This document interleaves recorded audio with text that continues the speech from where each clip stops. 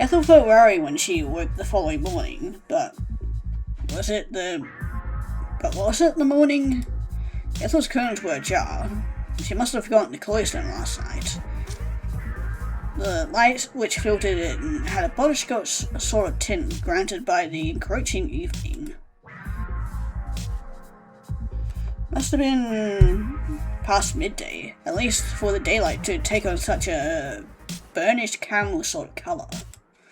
But Ethel was rather more preoccupied with the dull, heavy aching of her limbs and the humming in the back of her skull than she was about the exact hour. Sleeping was supposed to be a restorative act, but Ethel didn't feel particularly soothed upon waking. Would have been an exaggeration, in fact, to say that she felt rather wretched. There was a foul taste in the back of her throat, one which reminded her of her mother's mouldy cherry pie. Her bones hurt. Ribs and wrists, and even the individual, whatever that is, of her fingers. Yeah, I think, our new girlfriend is still in our life. I'm still going with that theory. Ethel could breathe without any complications, but her stomach was hurting so uncomfortably she might very well have been on a dinghy out in the Atlantic Ocean. Sea. Maybe she was getting sick. Maybe lovesick. Who knows? Did she have a fever?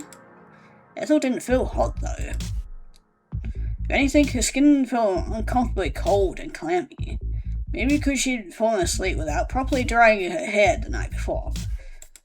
Ethel had long hair, though it was more owing to necessity than choice. Ethel didn't like going to the hairdressers. She found the thought of engaging in small talk with strangers a terrifying one. In any case, there was something uncomfortably intimate about the thought of letting a stranger run their hair through your hair.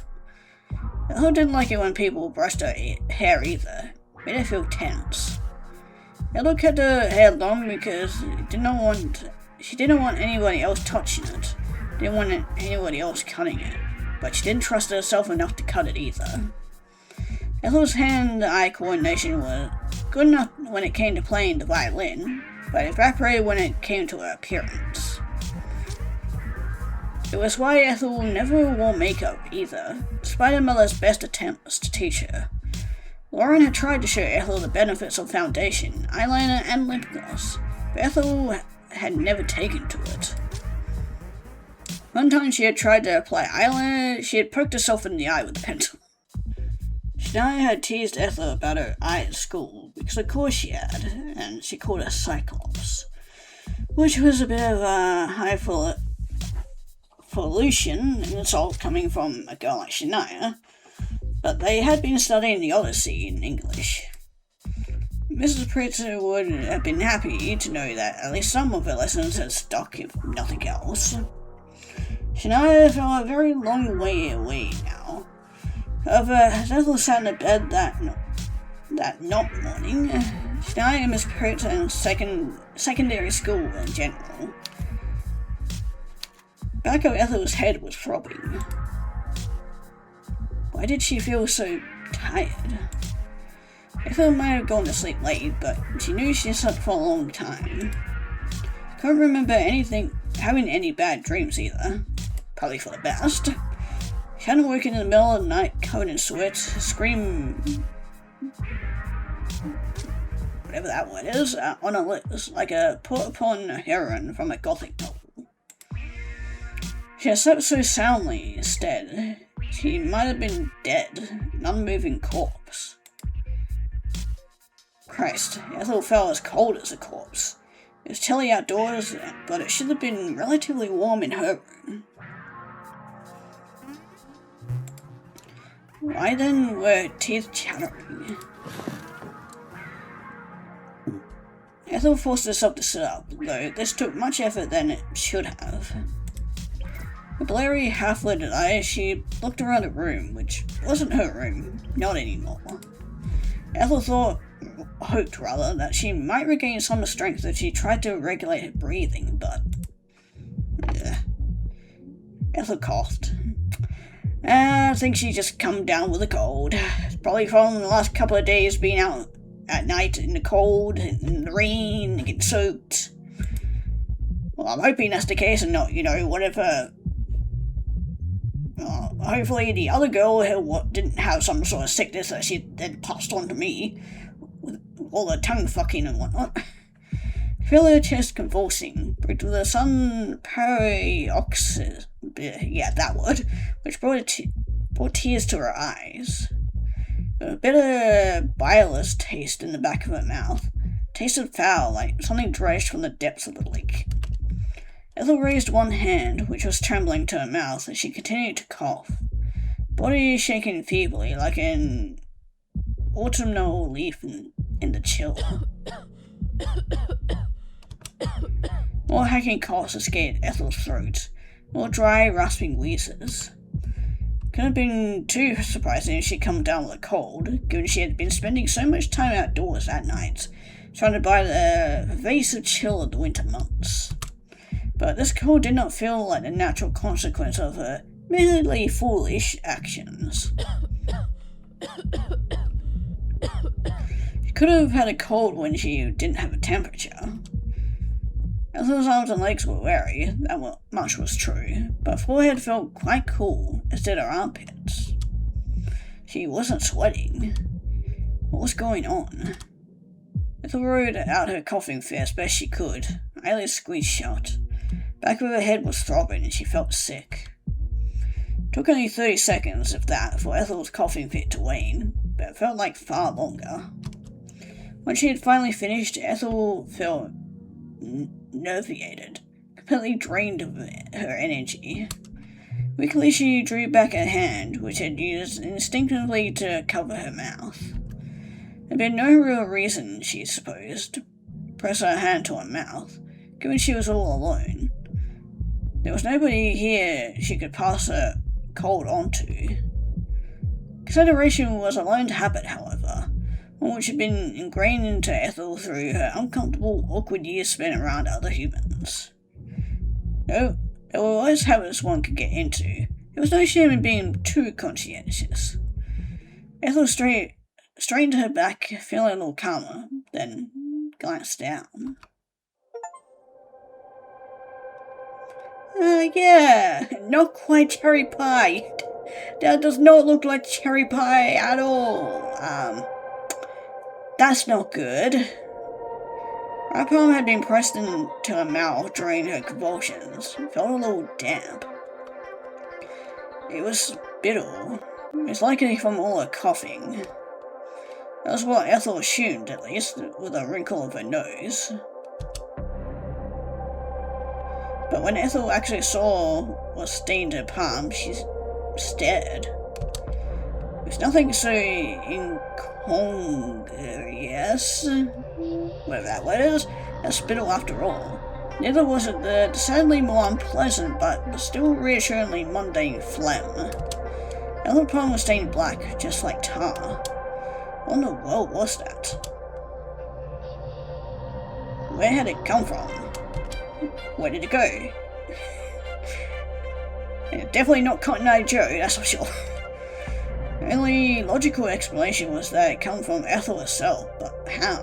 Why? I have a bit of an inkling as to the hows and the whys. Well, maybe not exactly the whys, because I don't know the whole workaround about this, but it was definitely from that girl. Yeah, maybe we shouldn't have gone tongue-fucking her. Luckily we didn't go any further, because God knows what else would have been coming out of us if we let it go any further. Ethel didn't feel quite like herself, but she couldn't see any reason why she would start hacking up this. Whatever this was. There was a strange black sludge smeared across her fair skin. That wasn't all. There were white spores mixed amongst it, cloud and clumpy, like freshly fallen snow. Ethel had no idea what these spores were, but she recognized the small skinny objects with rounded heads, which curled like common amongst the filth. They were mushrooms. Ethel stared at her palm. her heart hammering wildly in her chest. Part of her hoped she kept on staring. The strange black blemish on her palm would disappear. But this soon proved to be wishful thinking. It didn't vanish. Tightly, Ethel shut her eyes. Counted to 5. Then she opened them. The stain was persistent, however, and it refused to shift. Black ooze, the white spores, and the little mushrooms remained, all mixed up in gooey substance which must have been her own saliva. Is this some sort of medical emergency? Yeah, I would say so. Ethel had been fortunate never to suffer from health complications so prominent. She had been admitted to the hospital, but she had suffered a few cuts and scrapes in her time. A particularly unfortunate incident with a pair of roller skates when she had been 8 years old. It resulted in quite a nasty gash on her left knee, a gash that had bled profusely. Ethel's knee had been sticky with gore following that little incident, but the blood which had spurted from her perforated skin had been scarred. Its pigmentation had been very bright. It had always been a garnish. Strange fluid smeared across Ethel's palm was nothing like that, however. Could have been blood, it wasn't red. Or couldn't have been blood. I mean, yeah, technically blood can turn black if it's old blood and it's been dried up for a while. Looked more like motor oil, but that didn't make any sense. Why would she be coughing out oil of all things? It didn't just sound unhealthy, it sounded inhuman. Ethel had been an inorganic girl, perhaps made of steel and bolted together with screws. Might have been possible, but Ethel was wholly human, at least as far as she was aware. But I think we also now are turning into a partial mushroom girl, so I don't think that quite counts for anything anymore. And if we're gonna hang out with that other girl, we're gonna probably become so much more worse. Her skin was soft and her flesh was quite yielding. She was weak, delicate even, but she was definitely a human. There was no reason why she ought to be vomiting up oil. No reason why she ought to be vomiting up anything. She might have felt sick, but she wasn't that sick, not physically at least. Mentally, however, Ethel wasn't sure. That scared her even more. Oh hey, we get to see the daytime now instead of night. That's very pretty. Ethel did her best to go about her morning, though she'd actually awoken in the early afternoon, like she usually did. She hauled herself out of bed with no small amount of effort, then headed to the bathroom. Once there, she cleaned her palm free of the dark sludge that had marked it. Cleaned and cleaned and cleaned, motion slow and regular, repetitive, warm water cascading over her skin in rivulets. Water turned a curious coppery colour when it met the dark stain on her palm, but Ethel tried not to dwell on this too much. Like Lady Macbeth, she focused only on washing her hands, motion slow and methodical. Ethel let her hands stay under the hot water tap for almost 3 full minutes, during which her flesh turned pink and then began to burn. Water was hot enough to be scalding, but Ethel paid it little heed. She liked the pain, helped drive her other, rather more pernicious thoughts from her mind. Stopped her thinking about what it was she coughed up earlier. She sat in her bedroom, and stopped her thinking about how horribly tired she felt too. Yeah, you might want to stop doing that before we have a second medical emergency. Trust me, 3rd-degree burns are no fucking joke. Neither are 2nd-degree burns for that matter. Ethel eventually shot the hot water, the hand still struggling, which struggled initially to find purchase on the silvery tap. The skin of her hands was pink and swollen, taut and shiny. Ethel doubted that she was able to play the violin with hands like that, but maybe it didn't matter. It wasn't like she'd been playing the violin very much during the last few years anyway. It seemed strange that the violin had once been so important to her, when she'd been able to give it up so easily. Maybe she'd never cared about the violin as much as she thought. Been a distraction, really, means of filling the empty, aching chasm of her life.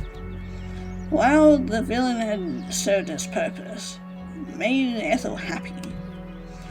But that had been many years ago now. Ethel's university degree, likewise, had once given her joy, or the semblance of joy at least, but she took little pleasure in that now. Took a little pleasure in most things. With her hands newly cleaned, Ethel dressed herself.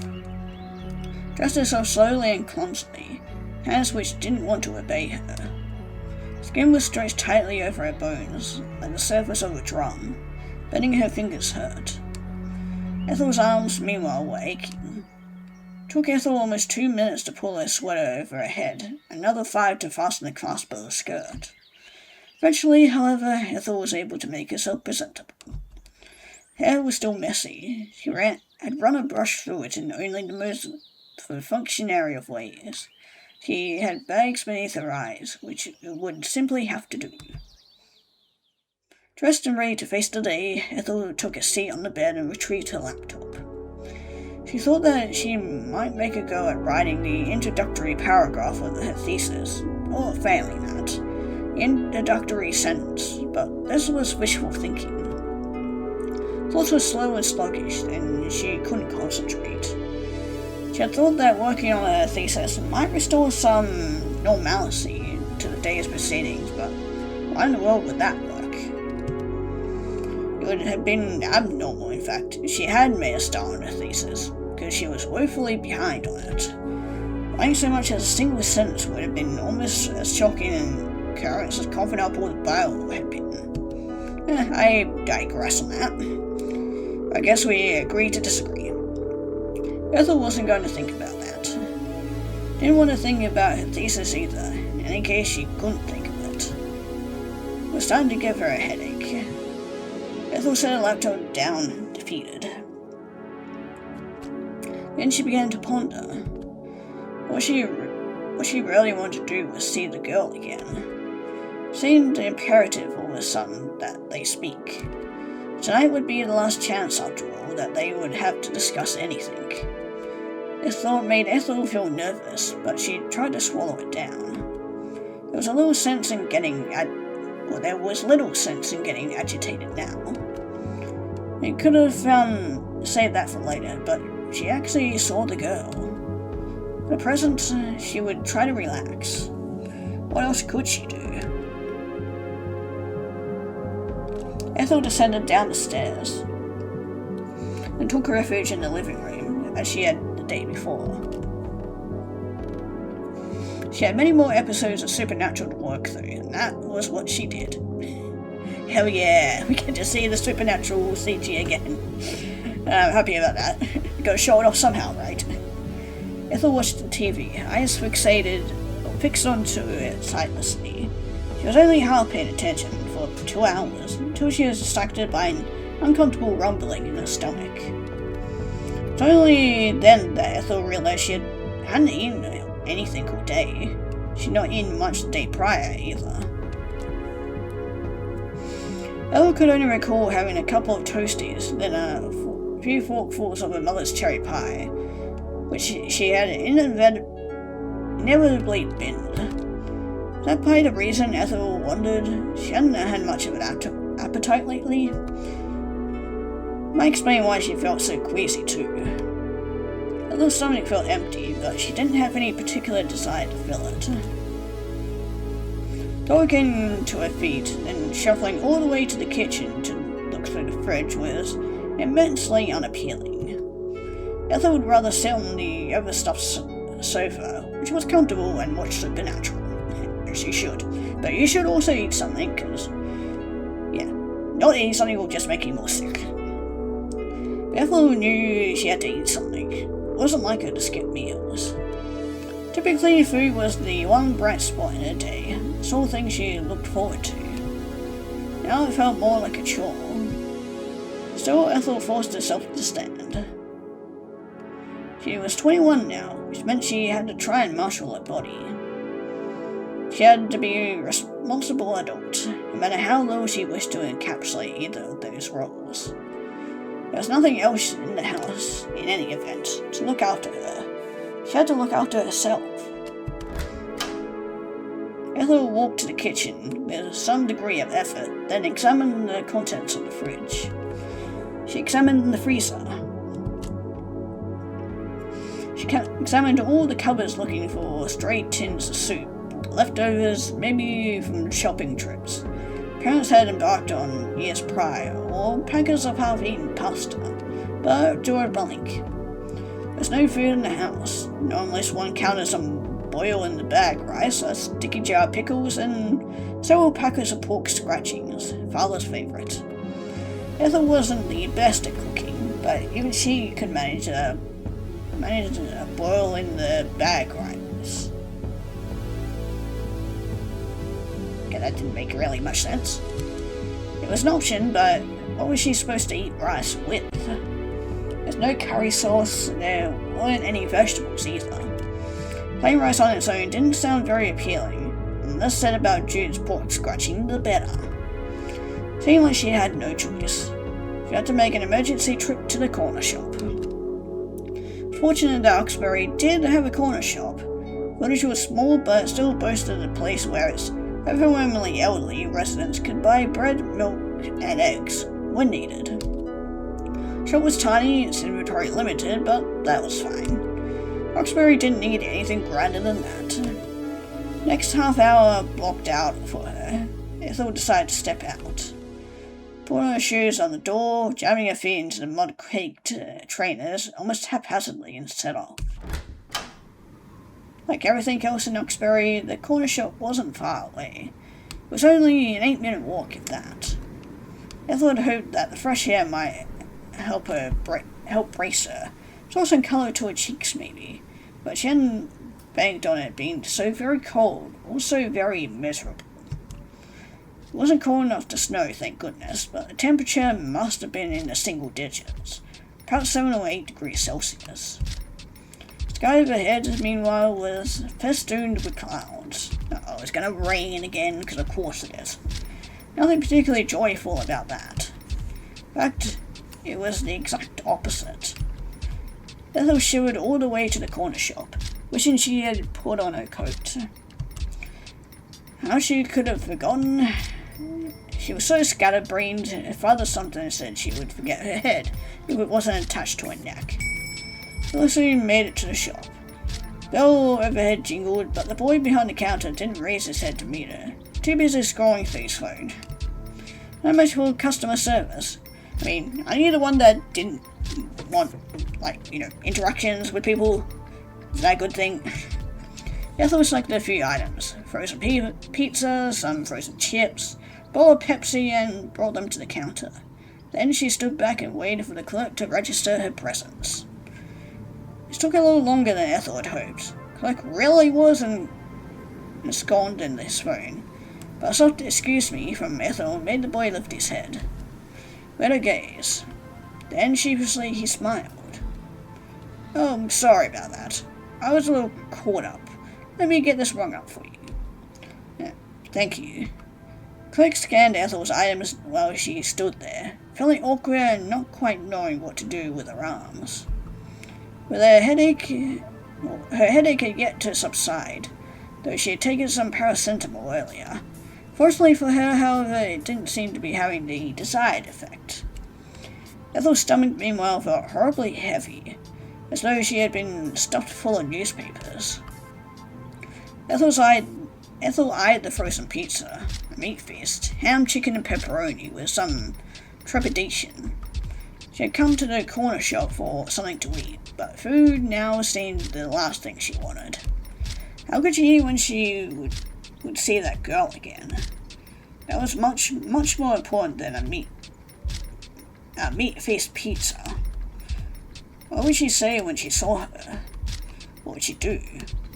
And perhaps more pressingly, what would the girl do to her? The thought of the girl's lips against her own sent a small, secretive thrill of pleasure running through Ethel's stomach. She squirmed. Did the boy behind the counter with his bright eyes and his pierced ears know what she was thinking? No, surely not. How could he? The boy bagged Ethel's purchases, the plastic carrier bag crinkling, and presented her the card reader with a cheery smile. The boy might have been wearing black, and he sported a rather a lot of piercings, but he was rather personable. Reminded Ethel of a puppy.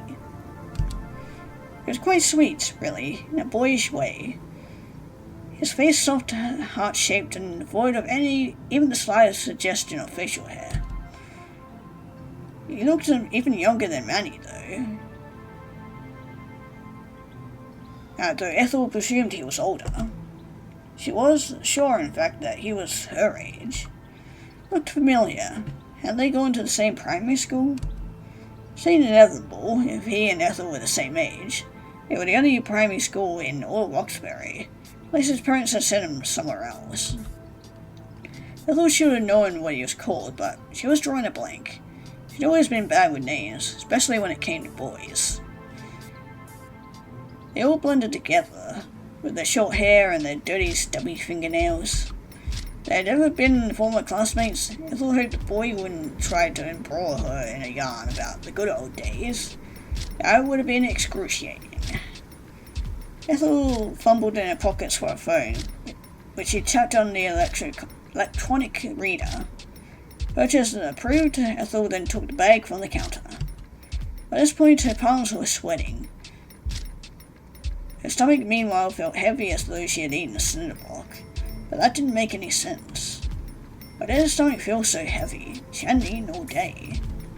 Ethel had gone to the shop to buy food, to satisfy the empty aching inside her, but this emptiness had shrunk while the boy had been bringing up Ethel's purchases. Or maybe it had expanded.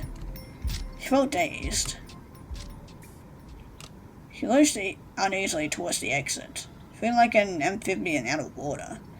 It could very well have been a wet-webbed creature which did better underwater than it did on dry land. Stomach was still churning. Heart felt like a clenched fist. Sudden waves of Okay. My brain is no working today. Brain and mouth not connected very well. Yeah. Okay. A sudden wave of nausea assailed her, making her gasp, and then... Ethel? Let me guess, the teacher again? Concerned voice drew Ethel out of her fear, but it wasn't the boy from the corner shop calling after her as she made her anxious escape. Yep, it was Mr. Brown. Ethel's former teacher must have been going to the corner shop himself, because he met Ethel a stone's throw away from the shop's illuminated exterior. It was a good thing he had too. Ethel had been about to collapse when Mr. Brown caught her, powerful arms pressed against her forearms. Brown looked at Ethel worriedly, his eyes narrow. Gaze was discerning. As soon as he sensed something was amiss. Gently rested a hand against Ethel's back, not long enough to make Ethel feel uneasy, and said, "Are you alright?" Ethel winced. Vision was beginning to blur. The street looked alarmingly hazy. Might as well have been viewing it through a thick film of fog. Head hung uncomfortably heavy as she said, "I'm alright, I think." Mr. Brown frowned. He didn't look convinced, neither did he sound it, for that matter. Face is awfully pale, not to mention clammy. Do you have a temperature? You look feverish. It seems like you're having trouble standing. Well, alright, really. I think I just have a bit of a cold. A cold? Ethel nodded. Started to rain a couple of nights ago. Must have caught up to me. Ah, yes, there is that. I would tell you to be more careful, but it's too late for that. I suppose it would be unreasonable for me to tell you to build a time machine. But I can always let you come back to mine. If you want to put your feet up, my home is closer than yours. Should spare you a bit of a walk. I could put some tea on maybe. Might make you feel better. Oh, and no, it's alright. You don't need to go out of your way. I'm a teacher. It's my job to go out of my way for my students. I'm not your student though. You were once, and all habits are hard to break. I feel guilty in any case letting you go off on your own in this state. What if you collapsed? I'm not that unwell. I hope you're not, but you would at least let me... But would you let me be the judge of that? I might not be a doctor, but I'm a primary school teacher. Might seem like very different professions, but they have their share of shit. My God, why is my brain not working today? Jesus Christ! But they have their fair share of similarities. There we go. Oh my God! Even though I put an extra word in there for no good damn fucking reason, they both involve looking after people. Privately, Ethel thought that some doctors would dispute that claim. In fact, she imagined a lot of surgeons would take offense to the assertion that correlating children was at all similar to performing triple bypasses. Mr. Brown sounded so earnest, however, that Ethel didn't want to argue with him, not that she would have done anyway. He wasn't really the sort who argued. He wasn't like Manny, who could turn any cult game he wanted into well-known racially motivated insults. Oh yeah, they're definitely going to do something with that boy, because he's not going to turn into a well-adjusted adult if he continues acting in this way. Ethel didn't want to rebuff Mr. Brown's kindness either, though she didn't relish the thought of going back to his home. She had no desire to see how her old primary school teacher lived, or where. She wasn't sure if Mr. Brown's house was closer to the corner shop than hers, but she didn't want to question him. She presumed he knew what he was talking about. Mr. Brown was nothing if not reliable, and Ethel didn't feel up to walking. The mere act of holding the carrier bag was her Pepsi, diet of course, Lauren would be proud, and her frozen pizza, which her mother would be less proud about. That was making her upper arm ache. Dazed, Ethel nodded slowly. Very good. I always knew you were a sensible girl. Girl? Ethel winced. Was that still how Mr. Brown saw her? Foolish child. I mean, you kinda are being foolish, but... yeah. Thought rankled her. She was already 21. She was old enough to drink, to smoke, to vote. She was old enough to drive, not that she could. She was old enough to have sex. She was old enough to get her arm broken. She wasn't a child anymore. Though she often wished she was. Now, let's go. We'll have you back in a jiffy. Vaguely, Ethel wondered what Mr. Brown had come to the corner shop for himself. He hadn't gone inside, hadn't had an opportunity to purchase anything. Must have forgotten about his errands in an effort to look out for Ethel. Okay, well, I think now is as good a time as any to bring up a very burning and very bad thought that's been happening in the back of my brain. That after this conversation, I'm starting to think I don't trust Mr. Brown. I'm not very trusting of anyone in this game, but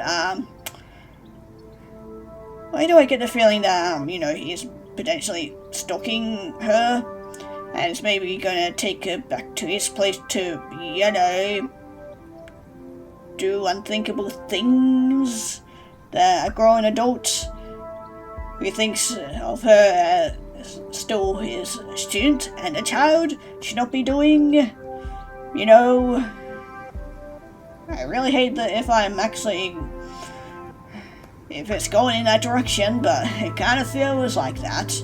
At least that's kind of where my brain is going with all this stuff, so we'll see where this goes. Well, whatever he wanted couldn't have been that important. Come on now. Mr. Brown spoke reassuringly, giving Ethel's waist a squeeze. Yeah, that just does not help the theory that I currently have right now. It's alright, I've got you, don't worry. Under normal circumstances, Ethel would have been worried if an older man had been escorted back to his home, with his arm around her waist. Exactly what I'm being worried about. Laura and Jude had never been the most hands-on, but they at least instilled Ethel with a sense of strange danger in her childhood.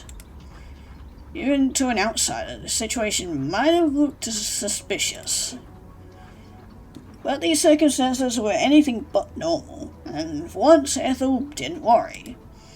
And of course, the one time she doesn't worry is the time that she should have worried.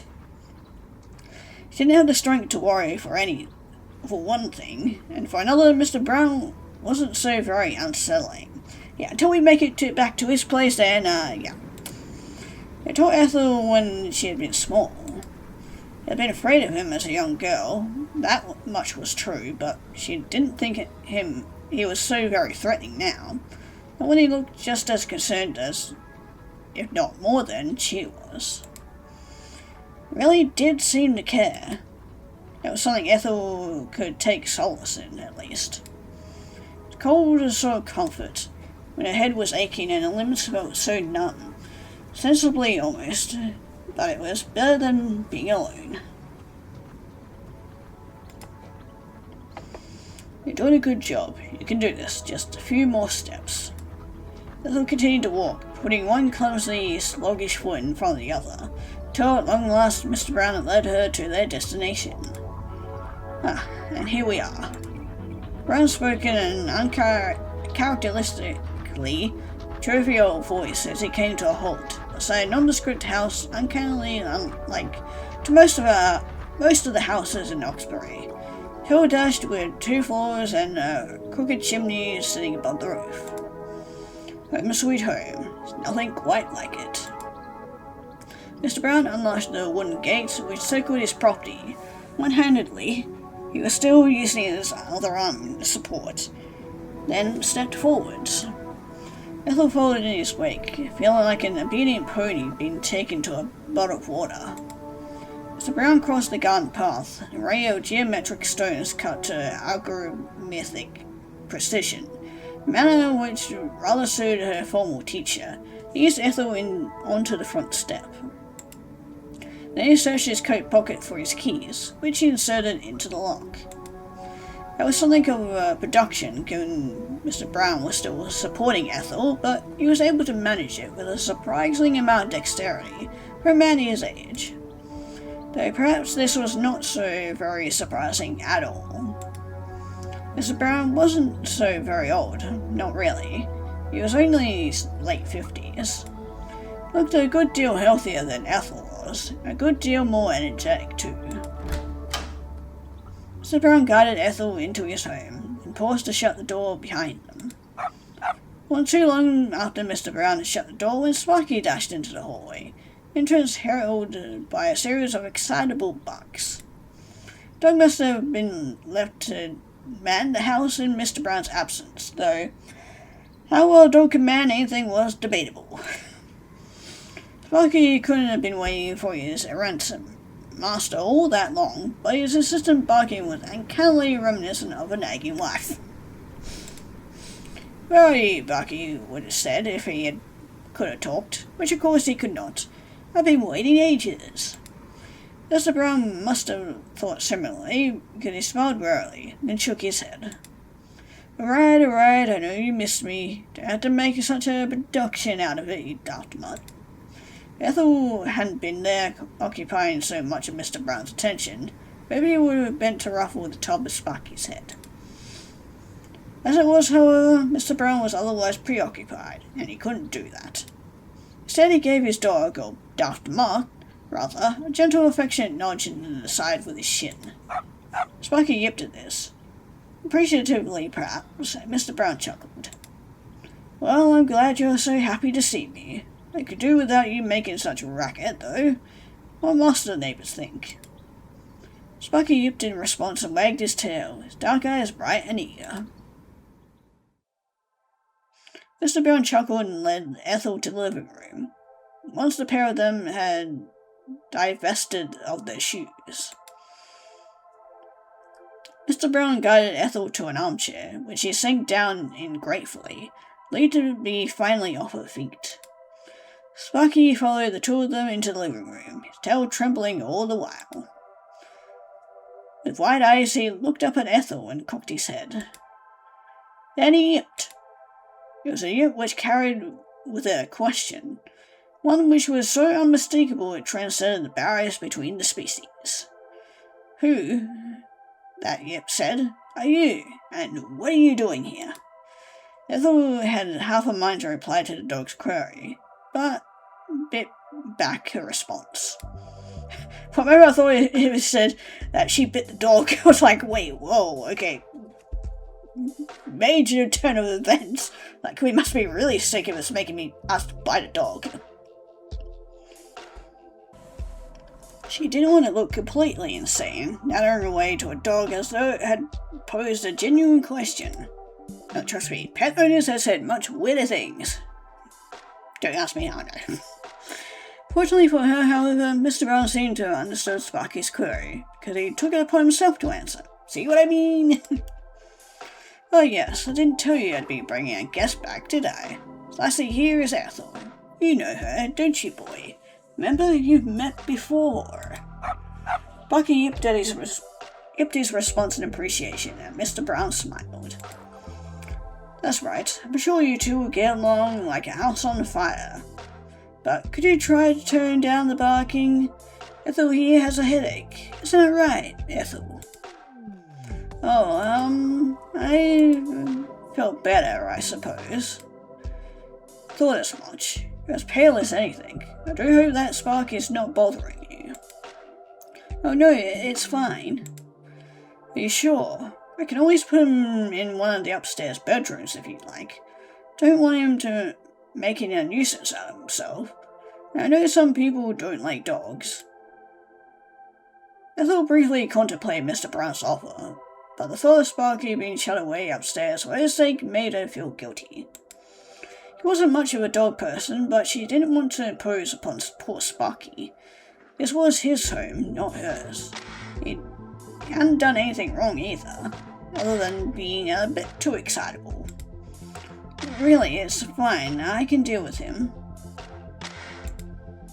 Well, good. I'm glad. Just give him a nudge if he tries to jump up on you. He can be a bit over-friendly like that, especially since I don't have guests around all that often. Now, is there anything I can do for you? Would you like a cup of tea? Oh, Ethel blinked, momentarily stumped. The question was a simple one, but Ethel was tired and achy, and her head hurt, and she wasn't sure how to respond. Her stomach felt tied in knots. She was unsure if she could stomach anything. In her current state, not even liquid. Tea was rather inoffensive, wasn't it? It would help her soothe her. If nothing else, it would let Mr. Brown feel like he was doing something useful. Oh, alright. Ethel eventually capitulated more for Mr. Brown's sake than her own. I wouldn't mind a cup of tea. It might help. Of course I'll whip that tea out for you in a mo. Hang on tight. I will. Ethel's reply was half-hearted as Mr. Brown exited the living room, shuffling in his socks. Sparky looked between Ethel for a few moments. He was slumped in the armchair, Mr. Brown retreating trouser legs, before, with a decisive yip, he set off. Master decided he would rather spend more time with his master than the strange frumpy girl, after all. Ethel must have been an amusing distraction for all of 5 seconds, but she couldn't compete with Mr. Brown. Nobody had ever picked Ethel first, not during PE. Honestly, fucking feel that one. Nor when the boys had been carousing the school's hallways looking for girls to invite to prom. Why would Sparky be any different? With the absence of both its owners, it's obvious based on the way Mr. Brown doted on him that Sparky had free reign of the house. The room felt staid and sad, oddly inhospitable. Ethel hadn't had a chance to properly examine her new surroundings, but now she did. There was nothing else to distract her. She turned her head this way and that, her eyes wide. I also just realized, if we're gonna have that cup of tea, I really hope he doesn't drug it.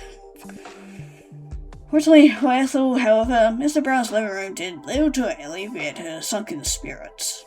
It's very brown and dull. Hopelessly drab and depressing, the carpet and the curtains are uniformly dull.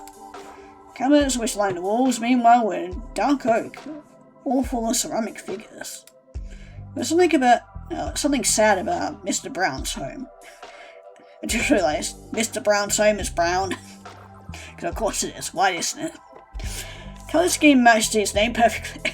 I swear to God, I do not read ahead of these things before I think.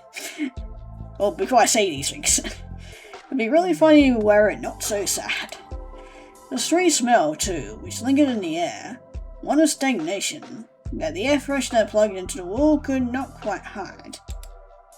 It was a curious sort of smell, actually. Made Ethel think of the forest, the damp and the decay. Made Ethel think of mold. Oh no, I don't trust this. With everything related to mold as of lately in this game, it has not ended well for us, so... Maybe one joist in the wall had begun to rot. Be so very surprising with... It wouldn't be so very surprising with how rainy England was. The other parents' house had mold problems too. It was so very bad in the summer, but it always showed up in patchy stains, or strains that spread by the windowsill, and never irritated when the winter rolled along.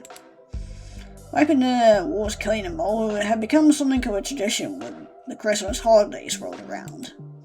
The Browns must have been afflicted with the same curse, just like all the other homes in Oxbury. Yeah, I hope so. And this isn't the cause of something even worse. Because either, Mr. Brown's up to something, or this is the doing of our new girlfriend. Because she made us puke up mold and fungus and stuff, so it could also be that. Ethel doubted that the houses in Australia, with its golden beaches and its sapphire surf, would be plagued with similar problems. Surely it was far too sunny, not at all like England. God, what a dreary country it was. What a dreary house this was. Mr. Brown wasn't so very old, but his home seemed to belong to a man at least 2 decades in his senior. Ethel didn't like the interior decor. Try though she might, she couldn't get comfortable. Mr. Brown's home put her in mind rather too much of the old person's home in Marston. My great-uncle had stayed in after he had taken a tumble and broken his hip bone. Ethel hadn't liked to visit him there, in that dun brown communal home full of elderly men and women, but she hadn't had to pay him too many visits. Yet it died only a few months after being admitted. Apparently he had succumbed to pneumonia. That was the official story, at least. Privately, however, Ethel did wonder whether being stuck in a home like that, with its gurgling radiators, brown curtains, and natty draught excluders, hadn't succeeded in carrying him off for good. All people's homes were supposed to exist as places where the elderly went for secure, but Ethel couldn't imagine experiencing any modicum of comfort in such a place as herself. Yeah, usually when they go to old people's homes, they're there until they die. It's just the unfortunate sad reality of it. Had been much too depressing. Ethel had been depressed simply visiting there, and she had only ever stayed for half an hour at a time. Mr. Brown home reminded her of all her tragic visits to the odd person's home 4 years prior. The colour scheme of the living room was bad enough, but those china figures locked away behind their display case really sold the impression home. Looked like a sort of figure only a woman well into her 80s could care for, even when viewed from a distance. Such figures might have been fashionable once, but they seemed woefully outdated now. Ethel had done similar figures in her childhood, during a weekend spent at car boot sales with her mother. These ornaments had always been grouped together in a plastic box, all sold at a discount. $2 or £2.50 a pop, if that. Other more sorrowful ones, with missing fingers and hairline cracks running down their face, had fetched for £1 or 50 pence. Or they'd been bundled together in humiliating deals, buy one get one free. Ethel wondered how much the figures in Mr. Brown's cabinet would sell for at a market. She couldn't imagine many people wanting to part with their hard-earned cash or routine, or sailor boys with blonde hair and blue eyes had begun to fade. There was a girl too, sitting beneath a ceramic tree, a book in her lap, and beside her a shepherdess with curls, who was holding a crook, them nuzzling her thigh. The boy with a fishing rod, and a girl holding a tray of what Ethel supposed were freshly baked cookies, a clown who looked almost alarmingly realistic in his ceramic sorrow. Ethel busied herself trying to count the ornaments Mr. Brown had in that cabinet. Were there 20 of them? 30 when... Hi again. Have Evie's little fingers tickled your fancy, What do you mean, Evie's little fingers? That could be interpreted as many different things. Oh? Ethel jumped as she looked over at the doorway, head swiveling like a sunflower's. She had been so enraptured in figures, God, now I've got fingers on the brain. And in trying to count them, she hadn't heard Mr. Brown approaching footsteps. Or oddly enough, Sparky's cheerful yips. Oh, my phone buzzing! Her ex-teacher had returned from the kitchen while she had been examining his spoils. And now he was approaching her, tray clutched between his hands. Those ornaments aren't really to my taste, if you're wondering. I'm not the one who brought them. They're Evie's, though they belonged to her aunt first. She left them to us in her will after she died. Evie was adamant that we take all the blasted things in.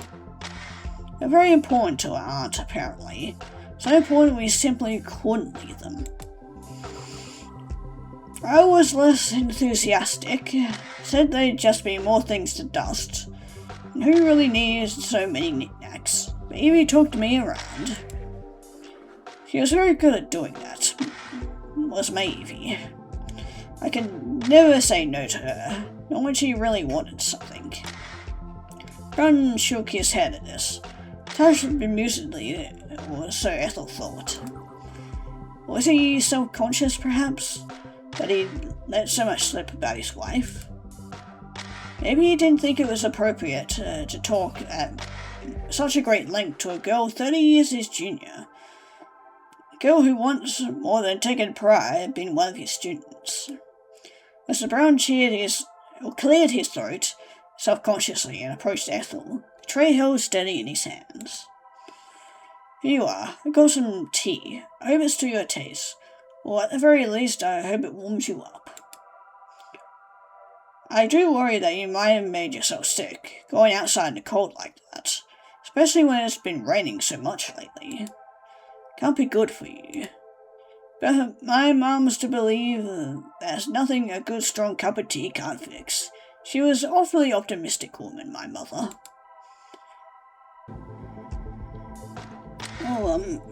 Thank you. Ethel accepted the cup of tea from Mr. Brown, nursed it in her hands, holding it to her chest like some sort of talisman. The mug was hot to the touch, and Ethel's fingertips tingled as she rested them against the curved, smooth ceramic.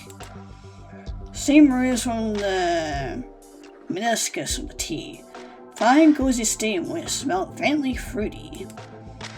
As for the tea itself, it was startlingly red colour, which put Ethel in mind of poisonous berries, small round toy found nestled among trees during the summer.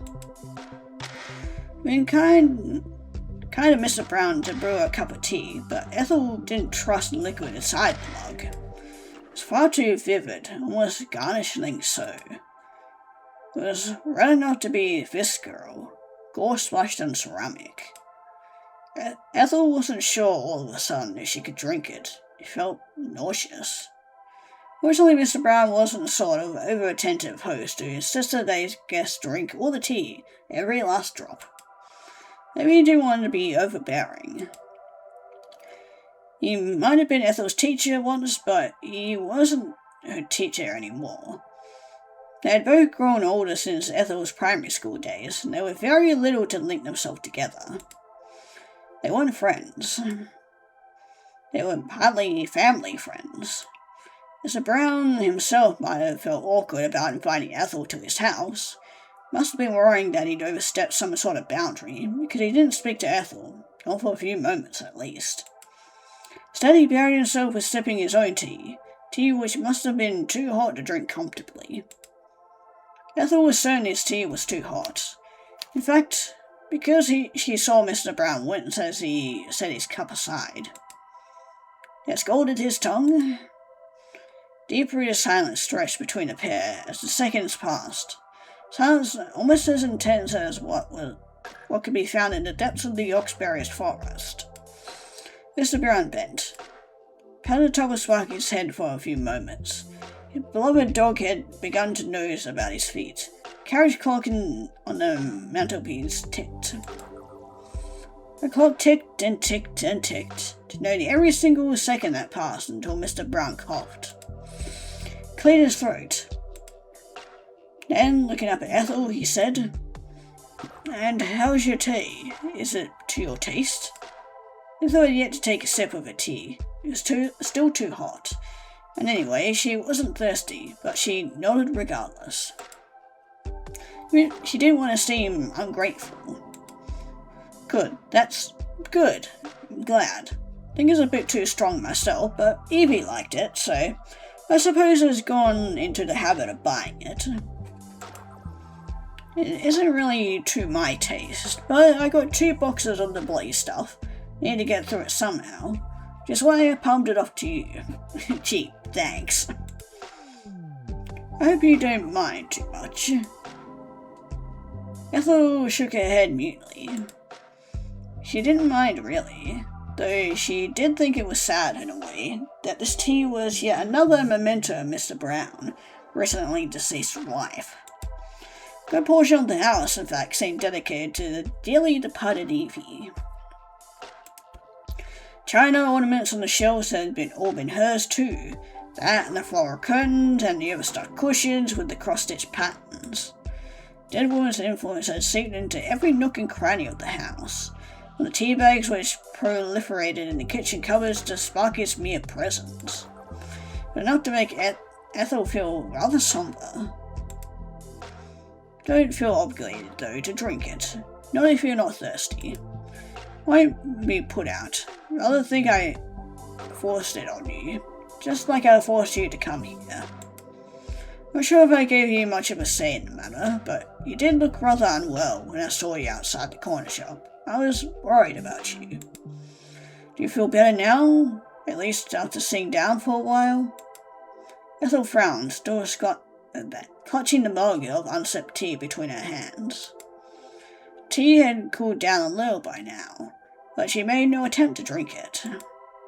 She had felt particularly thirsty before, but now she knew the tea was a relic from the days of Mr. Brown, from the Mrs. Brown days. Continuing it would have felt akin to sacrilege. I would not have been too many steps removed from consuming the dead woman's ashes. Okay, no, that is a lot more fucked up than drinking normal tea. I feel like you're jumping the guns there. They're vastly different things.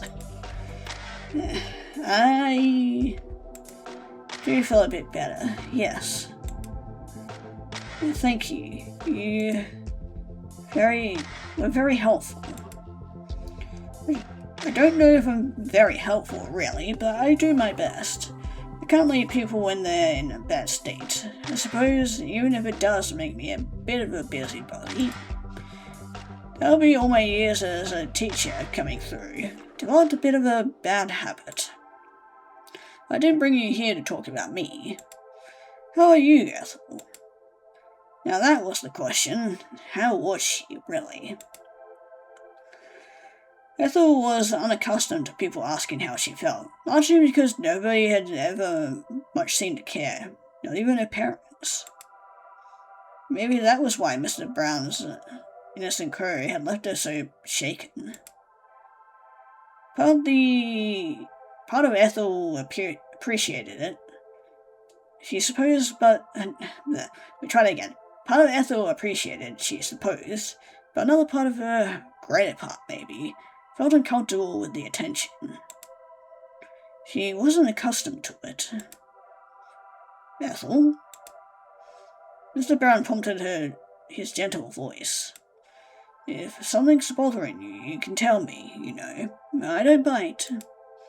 Might have been your teacher once, but that was a long time ago.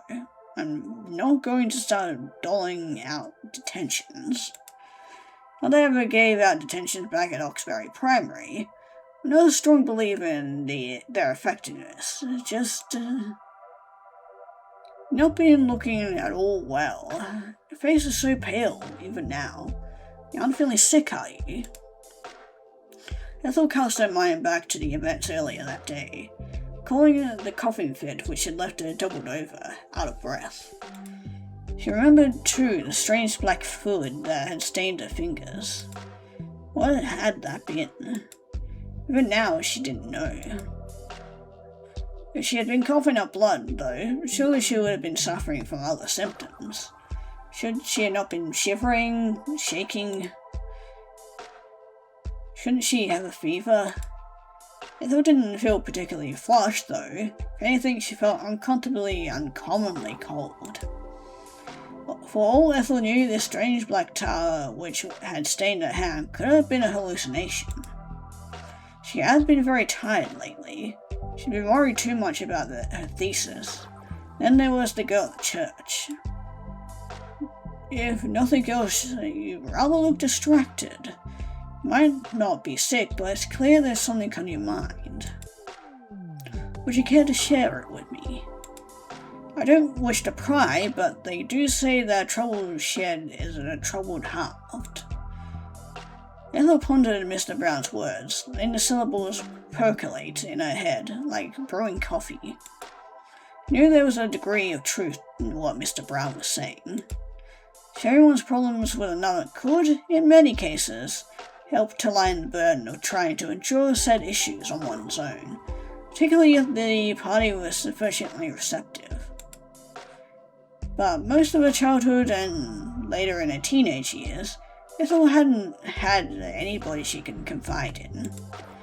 Parents must have been supportive of her, but that was only in a nominal sense. Lauren and Jude had always been there for her. They'd done their due diligence as parents, but they never really understood her. They simply hadn't had enough in common. Ethel had been incapable of turning to her friends or family for advice. Neither had she proposed any friends whom she could confide in. She had never had any friends.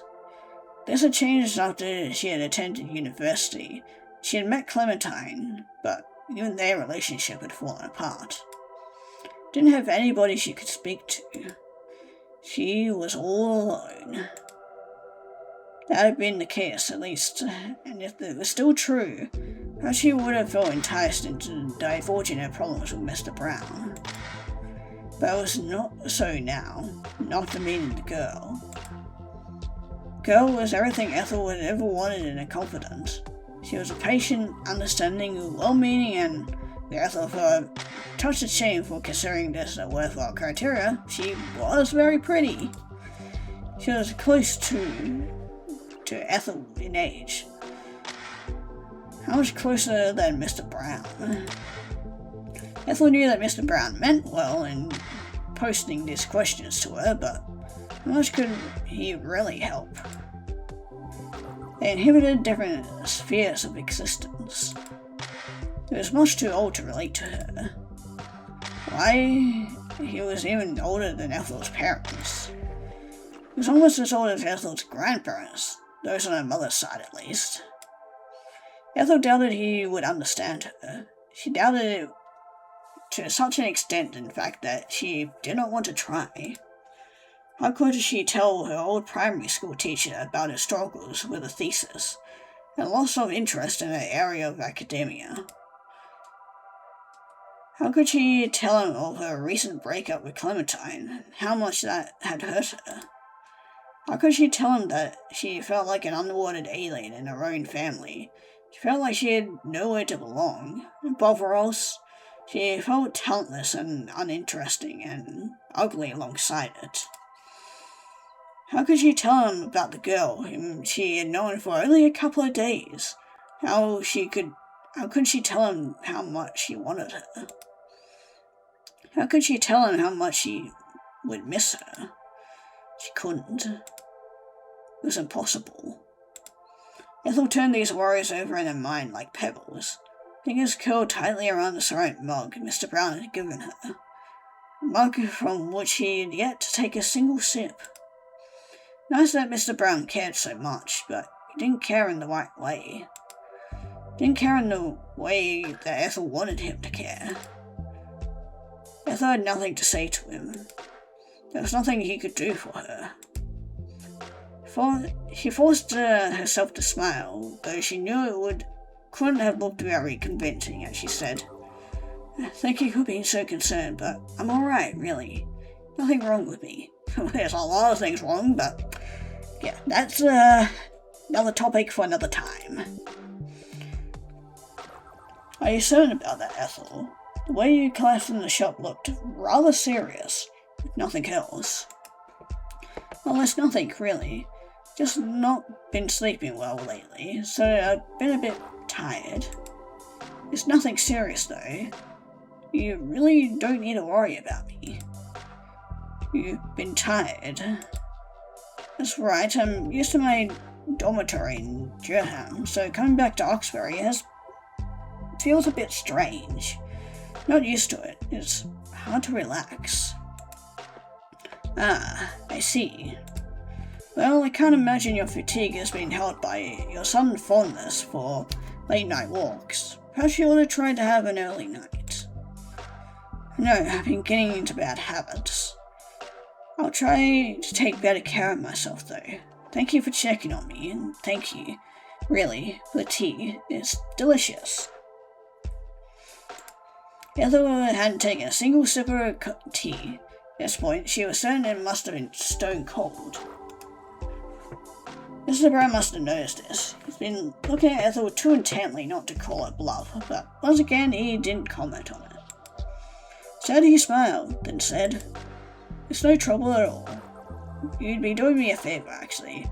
Drink that, but you're quite welcome, of course." Ethel felt a twinge of guilt in the face of Mr. Brown's reply, which was also very good-natured. The guilt was a brief, fleeting thing, however, which didn't last.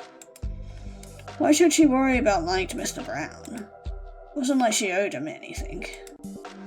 He had been nice to her, but his niceness had come in the form of a cup of tea. She couldn't drink in a conversation she hadn't wanted to engage in. Ethel couldn't relate to him, and neither did she want to. Ethel had been 9 years old last time they spent any real time with one another.